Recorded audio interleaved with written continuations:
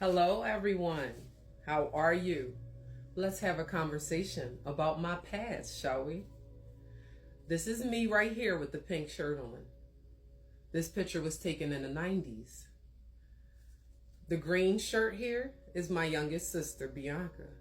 The striped shirt on the end is my only brother, James.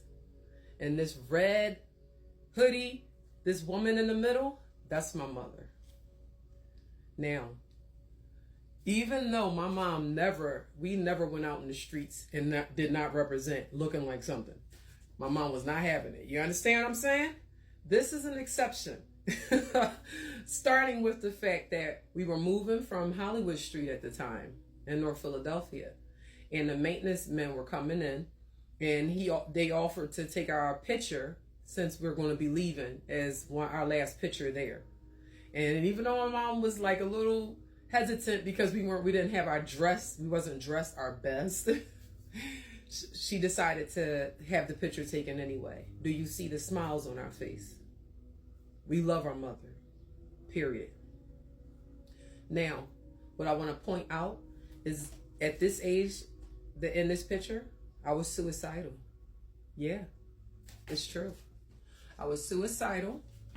And I was hiding a lot of secrets for a trusted adult that was controlling me with guilt, shame, and fear. Unfortunately, my mother wasn't aware. Most of the time, he would program me when I was away from her. And I mistaked it for guidance or parenting. So I didn't necessarily go tell because of this. And also, resources weren't what they are today. So no one knew I was struggling with ADHD. And when ADHD goes undiagnosed or treated, of course it can morph into other things, which mine did. Especially since the trusted adult that mishandled me and misguided me wound up creating triangles, drama triangles, trying to separate me from my mother. That way he would be able to get away with what he wanted to get away with.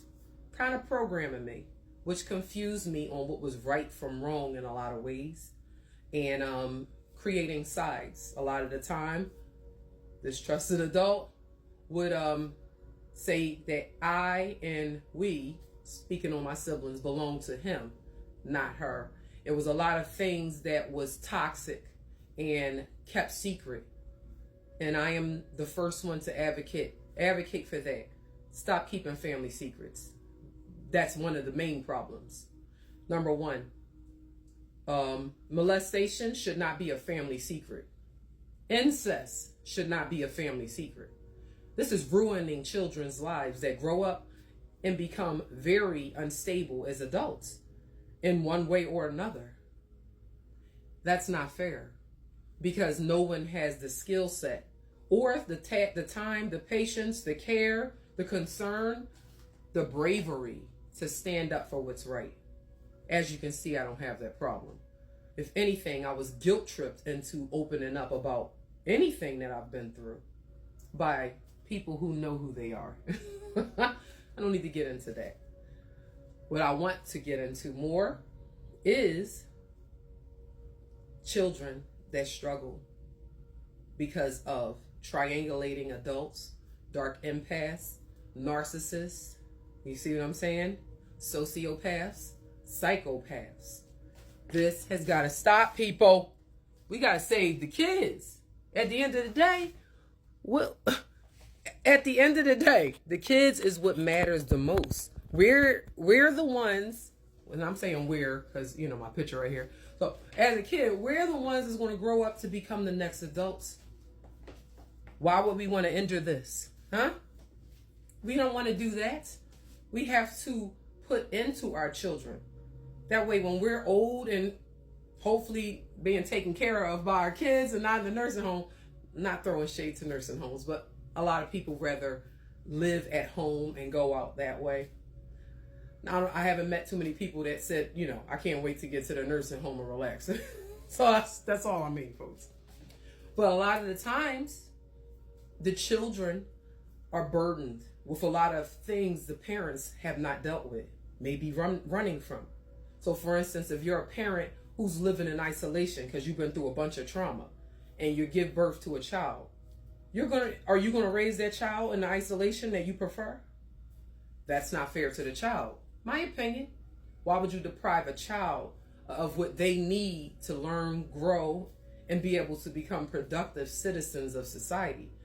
Instead, you mindfully or mindlessly teach them the survival mode living that you're on. This is when we are ruining our children. My opinion again. Like me, I knew right away I was struggling with judgment. I often would go to my mother for tips when I was raising my children. And a lot of family members had a lot to say about that because they judged my mother, which I wish they didn't, because she's a beautiful person. She really is. She saved me from becoming a sociopath, because the trusted adult, oh, he was working on me. You understand what I'm saying? I could have been a thriving sociopath. Big time. I already was showing signs as a child from what my mom said.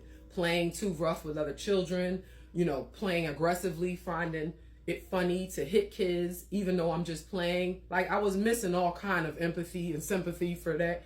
So she brought that to my world at young as this age and even younger, where I still was struggling because that other presence of that toxic adult, the abuser, he was often around. So unfortunately, I was manipulated in a lot of different ways by this man who was struggling himself, needed help himself, didn't know how to get it, didn't know how to ask for it. And this is another problem. Where's the support for our men? Where's the support for our brothers, man? Our fathers, our uncles, our grandfathers. Where's the support for men that suffer being thrown into toxic masculinity and taught that's the way? No, it ain't. My opinion. I've been doing some research on that. I'm not a fan. A lot of the times, men are taught as little boys, crying. That's for weak dudes. That's for, P words. That's for B's. No, I'm gonna have to disagree, my brother. Vulnerability is the true strength. Why you think it's so hard for guys to do it publicly? Anything that's that difficult to achieve is some hidden strength up underneath it. And then we mistake it for something else because we listening to the wrong people. We have to do better than that. Our kids are watching. This is unacceptable, my opinion. So for me, after I got myself help, after so much that I was exposed to at this age in this picture here, I came clean to my children and I let them know in what way I parented them the wrong way by default, because I had childhood trauma I didn't know I was supposed to unpack. So it skewed my perception on things. So I was parenting in a way from a place that wasn't good judgment, even though I did offset that by involving therapy and different types of help for my children and myself while I was raising them. So all's not lost. But in this specific picture, oh man, crack vials, I used to play with them on the ground. I walked in on situations of sexual nature around this age. No, it wasn't my mother. I've been punched in the mouth as a discipline. I've been choked at this age as well as a discipline by this trusted adult, this man, which caused me to have really poor judgment on what's appropriate and inappropriate when it comes to physical touch in a man or a boy. All of this stuff I didn't know I was struggling with. You see where I'm going with this? But look at that. Look at our faces in this picture. Happy. I thank God for my mom every day. No matter if anyone wants to come for her and the family, free will, go ahead. But just know this. I'm here all day for that. We can have a conversation maturely about anything, because I know how to represent myself now. Not so much then when I was bullied and controlled. But we have to care more about our families to save them from doom. I'm here all day for that, baby. And I'm going to be back so we can have some more conversations that are difficult. Sending much love and prayers your way. Have a wonderful rest of your day.